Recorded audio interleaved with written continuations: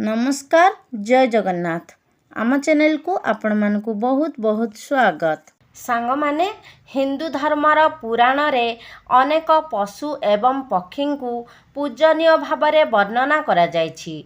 अनेक पशु एवं पक्षी मानकु देवी देवतांक वाहन भावरे वर्णना करा जायछि। शास्त्र अनुसारे एही सबु पशु पक्षी माने घर को आसीबा मध्य एक विशेष संकेत देइथाए। शास्त्र अनुसारे एमिति किछि विशेष प्रकारर पशु पक्षी आम परिवेश रे रहिछंती जेउ माने सकारात्मक शक्तिर किरण को अनुभव करिथांती एवं सही सकारात्मक शक्ति को खोजी खोजी गोटिए स्थानरू अन्य एक स्थान को जीवा आसीबा करिथांती।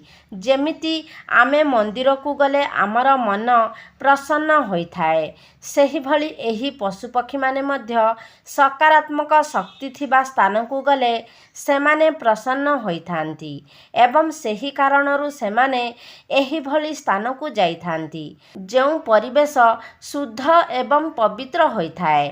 सेथिपाई वास्तुशास्त्र रे कुहा जाइछि जे घर को सर्वदा परिष्कार एवं स्वच्छ रखिबा उचित। नकारात्मक विस्तार करुथिबा कीटपतंग को घर को आसीबा को देबा उचित नुहे नचेत एहा घरर परिवेश को दूषित करिथांती एवं घरे रहुथिबा लोकमानंक उन्नति रे बाधा प्राप्त करिथांती। शास्त्र रे एहा मध्य कुहा जाय जे एमिति किछि कीटपतंग अछंती जेउ माने घर को आसीबा शुभ संकेत देइथाए। आजिर एही भिडियो रे आमे माने जानिबा एपरि किछि कीटपतंग विषय रे जहार आगमन आमकु शुभ और अशुभर संकेत देइथाए। भिडियोटी आरंभ करिबा पूर्वरु आपण माने भिडियो को गोटे लाइक करी चैनल टी को सब्सक्राइब करि दियंतु एवं कमेंट बॉक्स रे श्रद्धा और भक्तिर सहित जय मां लक्ष्मी निश्चय लिखंतु। तेबे आसंतु जानिबा केउ पशुपक्षी कीटपतंग आसीबा शुभ होइथाए और कहार आगमन अशुभ होइथाए। प्रथमटी हेला चुचुंद्रा। सांग माने चुचुंद्रा घर को आसीबा बहुत शुभ होइथाए। वास्तु एवं ज्योतिष शास्त्र अनुसारे जेउ घरे चुचुंद्रा रहिथांती सेही घरे माता लक्ष्मी वास करिथांती। जदि चुचुंद्रा जणे व्यक्तिर चारि पाखरे घुरी बुली थाए तेबे बुझीजिबे जे सेही व्यक्ति खूब शीघ्र आर्थिक लाभ पाइबाकू जाउछंती। दीपावली रातिरे जदि केही चुचुंद्रा को देखंती तेबे तांको भाग्य खोलिबा निश्चिंत। तांकू धन संपत्ति मिलिबा सहित तांको जीवन रे उन्नति होइथाए। जदि चुचुंद्रा घर चारि पाखरे बुली थांती तेबे सेही घरर विपद टली जाए एवं अनेक असुविधार समाधान होइथाए। द्वितीयटी हेला मूषा। मूषा को खराब शक्तिर प्रतीक बोली कहा जाए। जदि काहा घरे अधिक मात्रा रे मूषा अछंती तेबे सेही घरर लोकंक सुचिंता को नष्ट करि दिए एवं घर लोकंक नकारात्मक चिंताधारा को बढ़ेई दिए। मूषा घर को आसीबार अर्थ हेला घरर दुर्भाग्य आरंभ हेबा। एहा सहित सेमाने घरे अनेक रोग विस्तार करिथांती। सेमाने घरर परिवेश को दूषित करिथांती। मूषा घरे थिले टंका खर्च हेबार संभावना रहिथाए। घरे रही आपणकर अनेक क्षति करिथांती। पोशाक बहीपत्र मध्य काटी देइथांती। सेथिपाई घरे मूषा रहिबा क्षतिकारक होइथाए। घरे हठात मूषा आसीबा मध्य किछि असुविधार संकेत देइथाए। तृतीयटी हेउछि महुमाछी। सांग माने एहा कुहा जाए जे महुमाछी दुर्भाग्य एवं दरिद्रता को घर को आनी थाए। सेथिपाई जेते शीघ्र संभव महुमाछी को घरु बाहर करिबा उचित। घरे महुमाछी रहिबा मध्य अशुभ बोली कहा जाए। महुमाछीर बसारे अनेक छिद्र रही थाए। सेही भली आपणक जीवन को मध्य छोट छोट छिद्र रे परिणत करिदेब। सेथिपाई जदि घरे महुमाछी बसा करिथाए तेबे एहाकू जेते शीघ्र संभव नष्ट करि दियंतु। ଚତୁର୍ଥଟି ହେଉଛି ବୁଢ଼ିଆଣୀ। ବାସ୍ତୁ ଦୃଷ୍ଟିକୋଣରୁ ଘରେ ବୁଢ଼ିଆଣୀ ରହିବା ଭଲ ନୁହେଁ। ଏହା ଦୁର୍ଭାଗ୍ୟର ସଂକେତ ଦେଇଥାଏ। ଘରେ ଯେକୌଣସି ଜାଗାରେ ଯଦି ବୁଢ଼ିଆଣୀ ଜାଲ କରିଛି ତାହେଲେ ତାକୁ ତୁରନ୍ତ ସଫା କରିଦିଅନ୍ତୁ।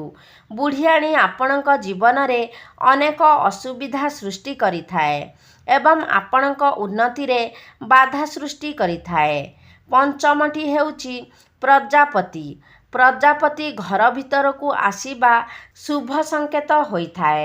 ଏହାର ଅର୍ଥ ହେଉଛି ଆପଣ ଖୁବ୍ ଶୀଘ୍ର କିଛି ଭଲ ଖବର ପାଇବାକୁ ଯାଉଛନ୍ତି। ଘରେ ପ୍ରଜାପତିର ବାରମ୍ବାର ଦେଖାଯିବା ମଧ୍ୟ କିଛି ଶୁଭ ଘଟଣାର ସଂକେତ ହୋଇଥାଏ। ପ୍ରଜାପତି ରଙ୍ଗୀନ ହୋଇଥାଏ ଏବଂ ପ୍ରଜାପତି ଆପଣଙ୍କ ଜୀବନରେ ମଧ୍ୟ ସୁଖର ରଙ୍ଗ ଭରିଥାଏ। ସେଥିପାଇଁ ଭୁଲରେ ମଧ୍ୟ ପ୍ରଜାପତିକୁ ଆଘାତ କରିବା ଉଚିତ ନୁହେଁ। ପ୍ରଜାପତି ଯେତେ ସୁନ୍ଦର ହୋଇଥାଏ ଆପଣଙ୍କ ଜୀବନରେ ମଧ୍ୟ ସେତିକି ସୁଖ ଭରିଥାଏ। ଷଷ୍ଠଟି ହେଉଛି ଭମ୍ବର। ଘରେ କଳା ରଙ୍ଗର ଭମ୍ବର ଆସିବା ଏକ ଶୁଭ ସଂକେତ ହୋଇଥାଏ। ଆପଣ ଖୁବ୍ ଶୀଘ୍ର ବିବାହ ସମ୍ବନ୍ଧୀୟ କିଛି ଭଲ ଖବର ପାଇପାରନ୍ତି।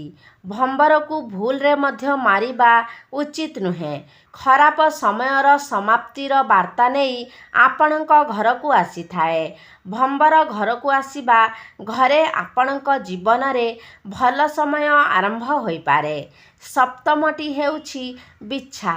କୁହାଯାଏ ଯେ ଯଦି ଆପଣ ସ୍ୱପ୍ନରେ ବି ବିଛା ଦେଖୁଛନ୍ତି ତେବେ ବୁଝିଯିବେ ଯେ ଆପଣଙ୍କ ଉପରେ କିଛି ଅସୁବିଧା ଆସିପାରେ। ଯେଉଁ ଘରେ ବିଛା ଧାଡ଼ି ବାନ୍ଧି ବାହାରକୁ ଯାଇଥିବାର ଦେଖାଯାଏ ତେବେ ଏହା ସଂକେତ ମିଳିଥାଏ ଯେ ମାତା ଲକ୍ଷ୍ମୀ ସେହି ଘରୁ ଚାଲିଯିବାର ସମ୍ଭାବନା ରହିଛି। ହଳଦିଆ ରଙ୍ଗର ବିଛା ହେଉଛି ମାୟାର ପ୍ରତୀକ। ଯଦି ଘରେ ଏପରି ବିଛା ଦେଖିବାକୁ ମିଳେ ତେବେ ଘରେ ମାତା ଲକ୍ଷ୍ମୀଙ୍କ ଆଗମନ ହୋଇଥାଏ। ଅଷ୍ଟମଟି ହେଉଛି ପିମ୍ପୁଡ଼ି। ଯଦି ଆପଣଙ୍କ ଘରେ କଳା ପିମ୍ପୁଡ଼ି ଆସୁଛି ତେବେ ଖୁସି ହୋଇଯାଆନ୍ତୁ। ବିଶ୍ୱାସ କରାଯାଏ ଯେ କଳା ପିମ୍ପୁଡ଼ି ଘରକୁ ଆସିବାର ଅର୍ଥ ହେଲା ଭବିଷ୍ୟତରେ ଆପଣଙ୍କ ଘରେ ସୁଖ ଶାନ୍ତି ବୃଦ୍ଧି ହେବାକୁ ଯାଉଛି। ଯଦି ଚାଉଳରେ ପରିପୂର୍ଣ୍ଣ ହାଣ୍ଡିରୁ ପିମ୍ପୁଡ଼ି ବାହାରୁଛନ୍ତି ତେବେ ଏହା ଅତ୍ୟନ୍ତ ଶୁଭ ହୋଇଥାଏ। କିଛି ଦିନ ମଧ୍ୟରେ ଆପଣଙ୍କ ଜମା ହୋଇଥିବା ସମ୍ପତ୍ତି ବୃଦ୍ଧି ହେବାକୁ ଯାଉଛି। ଆପଣଙ୍କ ଆର୍ଥିକ ସ୍ଥିତି ଭଲ ହେବାକୁ ଯାଉଛି। କଳା ପିମ୍ପୁଡ଼ି ବାସ୍ତୁବାଦୀ ଜିନିଷ ପାଇଁ ଶୁଭ ହୋଇଥାଏ।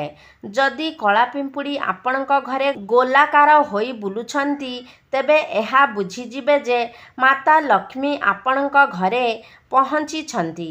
ଆପଣଙ୍କ ଘରର ଆର୍ଥିକ ସ୍ଥିତିରେ ଉନ୍ନତି ହେବାର ସମ୍ଭାବନା ରହିଛି। ଆପଣଙ୍କୁ କୌଣସି ସ୍ଥାନରୁ ଧନ ପ୍ରାପ୍ତି ହୋଇପାରେ। ଜ୍ୟୋତିଷ ଶାସ୍ତ୍ର ଅନୁସାରେ କଳା ପିମ୍ପୁଡ଼ିକୁ ଖାଦ୍ୟ ଖୁଆଇବା ଅତ୍ୟନ୍ତ ଶୁଭ ହୋଇଥାଏ। ଯଦି ପିମ୍ପୁଡ଼ି ଆପଣଙ୍କ ଘରର କାନ୍ଥ ଉପରକୁ ଉଠୁଥିବାର ଦେଖନ୍ତି ତେବେ ଆପଣଙ୍କ ଶୀଘ୍ର ଉନ୍ନତି ହୋଇପାରେ ଏବଂ ଯଦି ପିମ୍ପୁଡ଼ି ତଳକୁ ଯିବାର ଦେଖନ୍ତି ତେବେ ଆପଣଙ୍କୁ କୌଣସି କ୍ଷତିର ସମ୍ମୁଖୀନ ହେବାକୁ ପଡ଼ିପାରେ। ଯଦି କଳା ପିମ୍ପୁଡ଼ି ଉତ୍ତର ଦିଗରୁ ଆସୁଥିବାର ଦେଖାଯାଏ ତେବେ ଏହା ଏକ ଶୁଭ ସଂକେତ ହୋଇଥାଏ। ଏହା ଧନ ବୃଦ୍ଧିର ସଂକେତ ହୋଇଥାଏ। ଯଦି ପିମ୍ପୁଡ଼ି ଦକ୍ଷିଣ ଦିଗକୁ ଯାଉଥିବାର ଦେଖନ୍ତି ତେବେ ଏହା ଅଶୁଭ ହୋଇଥାଏ। ଯଦି ପିମ୍ପୁଡ଼ି ପୂର୍ବ ଦିଗରୁ ଆସୁଥିବାର ଦେଖନ୍ତି ତେବେ ଆପଣଙ୍କ ଜୀବନରେ ସକାରାତ୍ମକ ବୃଦ୍ଧି ହେବାର ସଂକେତ ଦେଇଥାଏ। ଯଦି ପଶ୍ଚିମ ଦିଗରୁ ପିମ୍ପୁଡ଼ି ଆସୁଥିବାର ଦେଖନ୍ତି ତେବେ ଆପଣଙ୍କର ଦୂରଯାତ୍ରାର ଯୋଗ ଅଛି। ନବମଟି ହେଲା ଗେଣ୍ଡା। ଶାସ୍ତ୍ର ଅନୁସାରେ ଘରେ ଗେଣ୍ଡାର ଆଗମନ ହେବା କିମ୍ବା ଘରର କାନ୍ଥରେ ଚଢ଼ିଥିବାର ଦେଖନ୍ତି ତେବେ ଏହା ଏକ ଶୁଭ ସଂକେତ ହୋଇଥାଏ। ଆପଣଙ୍କୁ କୌଣସି ବଡ଼ କାର୍ଯ୍ୟରେ ସଫଳତା ମିଳିପାରେ। ଦଶମଟି ହେଉଛି ଝିଟିପିଟି। ସାଙ୍ଗମାନେ, ଅନେକ ଲୋକ ଝିଟିପିଟି ଦେଖି ଭୟଭୀତ କରନ୍ତି ଏବଂ ତୁରନ୍ତ ଏହାକୁ ବାହାର କରିବାକୁ ଚେଷ୍ଟା କରନ୍ତି। କିନ୍ତୁ ବୋଧହୁଏ ଆପଣ ଜାଣିନଥିବେ ଯେ ଘରେ ଝିଟିପିଟି ଦେଖିବା ଅତ୍ୟନ୍ତ ଶୁଭ ସଂକେତ ହୋଇଥାଏ। ଝିଟିପିଟିକୁ ମାତା ଲକ୍ଷ୍ମୀଙ୍କର ପ୍ରତୀକ ବୋଲି ମାନାଯାଇଥାଏ। ସେଥିପାଇଁ ଘରେ ଝିଟିପିଟିର ଆଗମନ ଏକ ଶୁଭ ସଂକେତ ହୋଇଥାଏ। ବିଶେଷ କରି ଯଦି ଆପଣଙ୍କ ପୂଜା ଘରେ ଏକ ଝିଟିପିଟି ଦେଖାଯାଏ ତେବେ ଏହା ସୌଭାଗ୍ୟର ପ୍ରତୀକ ହୋଇଥାଏ। ଆପଣ ଖୁବ୍ ଶୀଘ୍ର ଚମତ୍କାର ଫଳ ପାଇପାରନ୍ତି। ତେବେ ସାଙ୍ଗମାନେ, ଆଶା କରୁଛି ଆଜିର ଭିଡ଼ିଓଟି ଆପଣମାନଙ୍କୁ ନିଶ୍ଚିତ ଭାବରେ ଭଲ ଲାଗିଥିବ। ଯଦି ଭଲ ଲାଗିଛି ତାହେଲେ ଲାଇକ୍ କରନ୍ତୁ, ସେୟାର କରନ୍ତୁ। ଆମ ଚ୍ୟାନେଲକୁ ଯଦି ସବସ୍କ୍ରାଇବ୍ କରିନାହାନ୍ତି ତାହେଲେ ସବସ୍କ୍ରାଇବ୍ କରିଦିଅନ୍ତୁ। ସର୍ବେ ଭବନ୍ତୁ ସୁଖିନଃ। ଧନ୍ୟବାଦ।